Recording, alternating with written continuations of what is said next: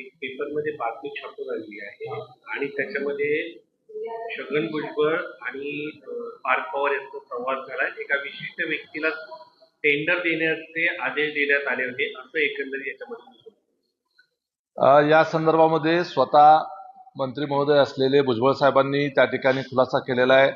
खासदार पार्थदादा पवार यांनी त्या संदर्भामध्ये खुलासा केलेला आहे. याच्यामध्ये काही तथ्य नाही. मुळात माझी आपल्या सर्वांनाच विनंती आहे की या सगळ्या ज्या बातम्या येत आहेत या सूत्रांच्या हवालानं बातम्या येतात आणि त्यामुळं एकतर्फी त्या ठिकाणी विनाकारण वेगळ्या पद्धतीचं नॅरेटिव्ह हे पार्थदादा पवार असतील किंवा आमच्या पक्षाच्या संदर्भानं ते तयार होतंय. कृपया करून या संदर्भातली दुसरी बाजू आपण त्या ठिकाणी समजून घेतली पाहिजे आणि जी गोष्ट घडलेलीच नाही. आपल्याला सगळ्याला कल्पना आहे की मागच्या 3 दिवसापासून पार्थदादा दिल्लीमध्ये त्या ठिकाणी होते, वहिनी पण दिल्लीमध्ये आलेल्या होत्या आणि या ठिकाणी राज्याच्या अत्यंत महत्वाच्या प्रश्नावर दिल्लीमध्ये बैठक होती आणि त्याचबरोबर पक्ष संघटनेच्या संदर्भानं त्या ठिकाणी ते बैठका घेत आहेत आणि असं असताना या बाबतीमध्ये कुठलीही चर्चा झालेली नसताना, काही विषय नसताना या संदर्भात बातमी आलेली आहे आणि त्या बाबतीमध्ये आपल्याला योग्य तो खुलासा जे डिटेलमधले आहे ते मंत्री महोदय आणि त्या डिपार्टमेंटने देखील केलेला आहे. तर फक्त पण पार्थ पवार यांच्या संदर्भातल्या अलीकडच्या काळामध्ये सातत्यानं वादाच्या बातम्या समोर येतात. तुमच्याच पक्षातले नेते देतात की कोण देतात? कारण त्याच्यामध्ये कोड जो दिला त्यांनी असं म्हटलंय की जाणून बुजून कोणीतरी खोडसाळपणाच्या बातम्या दिल्या जातात. हा बरोबर आहे ना की या संदर्भात प्रत्येक जर तुम्ही बातमी पाहिली तर सूत्रांच्या हवाल्याने या बाबतीमध्ये ऑथेंटिक अशी कुठल्याही पद्धतीनं कुणी अमुक यांनी माहिती दिली असं पद्धतीचं सांगितलेलं नाही. सूत्रांच्या हवाल्याच्या बातमीवर आपण तरी अशा पद्धतीनं बातम्या लावाव्यात का, हा एक प्रश्न आहे. सर, पार्थ आणि भुजबळांमध्ये कोणताही वाद झाला नाहीये का, तुमचं हे सांगणं आहे? वाद होण्याचा प्रश्नच येत नाही. भुजबळ साहेब हे सिनियर मोस्ट लीडर आहेत. पार्थदादा आता खासदार होऊन त्यांना अजून महिना 2 महिन्यात सुद्धा त्या ठिकाणी झालेलं नाही आहे आणि आपणही एक लक्षात घेतलं पाहिजे की अजितदादांना जाऊन अजून 4 महिने पूर्ण व्हायचे. अचानकपणे सर्वच पातळीवरच्या संघटनात्मक असेल, पक्षाच्या बाबतीत असेल, सरकारच्या बाबतीत असेल, या जबाबदाऱ्या आलेल्या आहेत. सगळ्यांसाठी सगळ्याच गोष्टी नवीन आहेत. त्यामुळं अनेक वर्ष विभागामध्ये काम केलेलं असल्यानंतर किंवा अनेक वर्ष राजकारणामध्ये संघटनात्मक बाजू सांभाळलेली असल्यानंतर त्यांच्या संदर्भानं आपण काही प्रश्न विचारले तर आपण समजू शकतो. परंतु त्यांना अजून ह्या सगळ्या गोष्टी हाताळण्याच्या संदर्भामध्ये वेगवेगळ्या पातळीवर त्यांचं त्या ठिकाणी काम चाललेलं असताना सूत्रांच्या हवाल्यानं सातत्यानं नकारात्मक बातम्या येत राहणं हे योग्य नाही, एवढंच मला सांगायचं. नाही, पण असं वाटतंय का तुमच्या पक्षाला काही लोक टार्गेट करताय, भाजपचे लोक असो का शिवसेनेचे लोक असो, तुम्हाला टार्गेट केलं जातंय का? आम्ही कुणाला आरोप करणार नाही कुणावर. आम्हाला कोण त्या ठिकाणी टार्गेट करतंय किंवा काय करतंय असं त्या ठिकाणी आम्ही म्हणणार नाही. आम्ही फक्त एवढंच म्हणणार आहोत की एखाद्या विषयाच्या संदर्भामध्ये खात्री असल्याशिवाय आणि त्या बाबतीमध्ये पुरावा असल्याशिवाय कुठल्याही बाबतीमध्ये बातम्या लावणं हे अन्यायकारक आहे. पण याच्यात जो कोड दिलाय भुजबळांनी त्याच्यामध्ये असं म्हटलंय की काही गोष्टी समजूतदारीने घ्यायच्या असतात. बरोबर आहे ना, काय चुकीचं आहे त्यामध्ये? आपल्या तुम्ही जो विषय मांडलेला आहे त्याच संदर्भानं चर्चा झाली असेल असं नाही ना. पक्षाच्या वरिष्ठ नेत्यांच्या बाबतीमध्ये नाही, टेंडरच्या प्रक्रियेच्या संदर्भानं नाही, प्रत्येक बाबतीमध्ये भुजबळ साहेबांच्या बरोबर असतील, प्रफुल्लभाईच्या संदर्भात असेल, तटकरे साहेबांच्या बाबतीत असेल, धनंजय मुंडे असतील किंवा अजून आमच्या पक्षाचे वरिष्ठ नेते मुश्रीफ साहेब आहेत, या सगळ्यांच्या बरोबर आमच्या पक्षामध्ये वेगवेगळ्या मुद्द्यांवर चर्चा होतेच ना. चर्चा करण्याला कुठं अडचण असायचं कारण आहे. आमच्या पक्षाच्या संघटनात बाबी आहेत, पक्षाच्या उद्याच्याला आमचं वर्धापन दिन आहे त्याच्या संदर्भानं चर्चा आहे, अजितदादांचा स्मृती दिन आहे त्याच्या संदर्भानं चर्चा आहे आणि याच्या बाबतीमध्ये प्रत्येकाच्या वेगवेगळ्या कल्पना असू शकतात, प्रत्येकाची काही मांडणं असू शकतं आणि त्या बाबतीमध्ये एकाचं एक मत असू शकतं, दुसऱ्याचं दुसरं.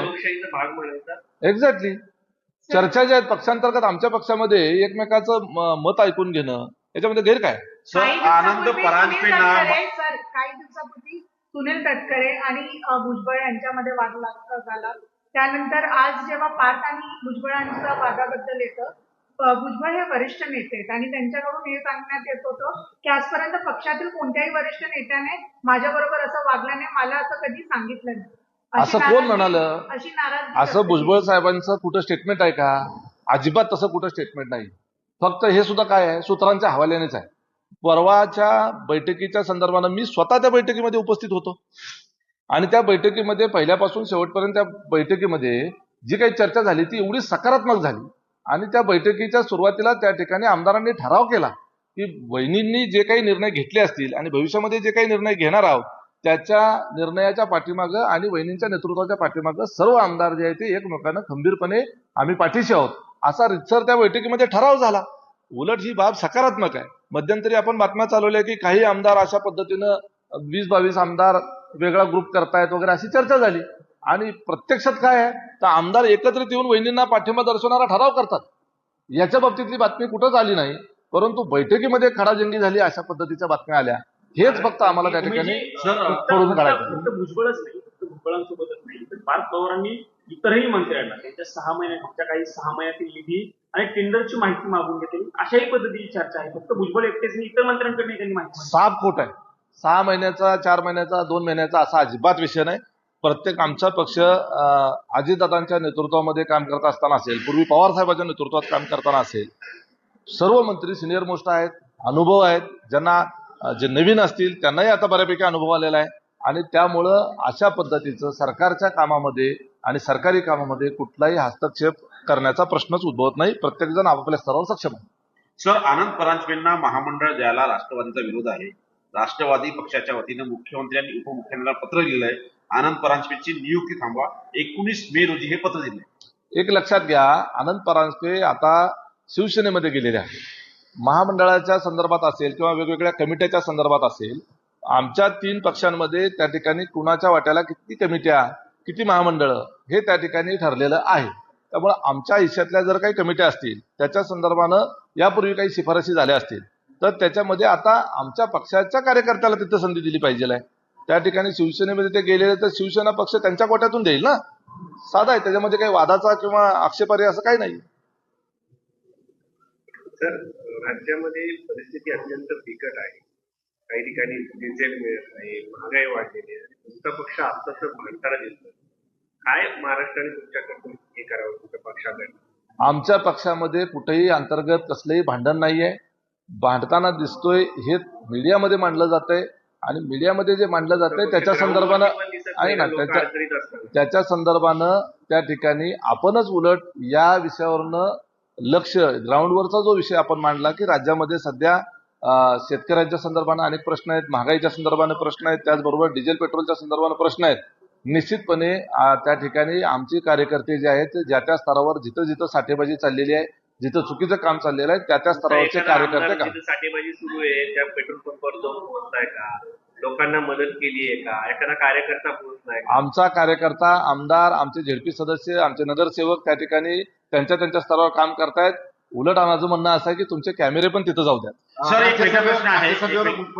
भुजबळ यांना पाठवलं जाण्याची शक्यता आहे का, अशी नावाची चर्चा चाललेली आहे. कधीपर्यंत निश्चिती होईल नावाची? नाही, हा सगळा विषय जो आहे तो पक्षाच्या अध्यक्षा सुनेत्रावहिनी पवार या ठिकाणी त्या बाबतीमध्ये आमच्या सर्व सहकाऱ्यांची चर्चा करून निर्णय घेईल. नुकतेच मुख्यमंत्र्यांनी दिल्ली दौरा झाला त्यावेळेस त्यांना आम्ही अर्थ खात्यासंदर्भात प्रश्न विचारला होता. त्यांनी थेट म्हटलं तर तुम्हाला विचारलं का? राष्ट्रवादी काँग्रेस पक्षाच्या वतीने आमच्या कानावरची चर्चा आली की त्यांनी अर्थ खात्यासंदर्भात मुख्यमंत्र्यांसोबत चर्चा केलेली आहे की जे अजित पवारांकडे खातं होतं अर्थ खातं, तेच खातं आता तुमच्या पक्षाच्या नेत्यांना देण्यात यावं. काय वास्तविकता आहे? या बाबतीमध्ये अर्थ खातं हे अजितदादा अतिशय सक्षमपणे हाताळत होते, आपल्याला सगळ्याला माहिती आहे. अनेक वेळेला त्यांनी अर्थसंकल्प रेकॉर्ड ब्रेक सादर केलेला आहे. ते खातं आहे ते राष्ट्रवादी काँग्रेस पार्टीकडचं खातं आहे आणि निश्चितपणे त्यावेळेला दादांच्या संदर्भात जी घटना घडली ताबडतोब त्यावेळेला अधिवेशन पण होतं आणि अर्थसंकल्पीय अधिवेशन होतं आणि त्यावेळेला ते माननीय मुख्यमंत्र्यांनी ते खातं तात्पुरत्या स्वरूपात त्यांच्याकडे ठेवलेलं होतं. ही 100% खरं आहे. ते लवकरात लवकर आमच्या पक्षाकडे ते दिलं जाईल अशी आमची अपेक्षा आहे. पण एक असं सांगण्यात येते की जेव्हा दादा सोबत आले तर तेव्हा भाजपच्या कोट्यातच हे अर्थमंत्री खातं होतं, परंतु अजितदादांनी विनंती केली आणि त्यामुळे त्यांना ते देण्यात आलेलं. मात्र कोटाचं होतं तो भाजपचं होतं आणि इथून पुढे जर एनसीपीला जरी पाहिजे असेल तर एनडीएच्या नेतृत्वाशी चर्चा करूनच ते मिळेल असं पण सांगितलं. नाही, याच्यामध्ये एक लक्षात घ्या की एकदा मंत्रिमंडळाच्या संदर्भानं तिन्ही पक्षामध्ये डिव्हिजन वेगवेगळ्या पोर्टफोलिओचं झाल्यानंतर ज्यांच्याकडे जे विभाग दिलेले गेलेले आहेत ते अगोदर काय चर्चा झाली याला फारसं महत्व नाही. प्रत्यक्षात चर्चा होऊन निर्णय काय झाले याला जास्त महत्व आहे.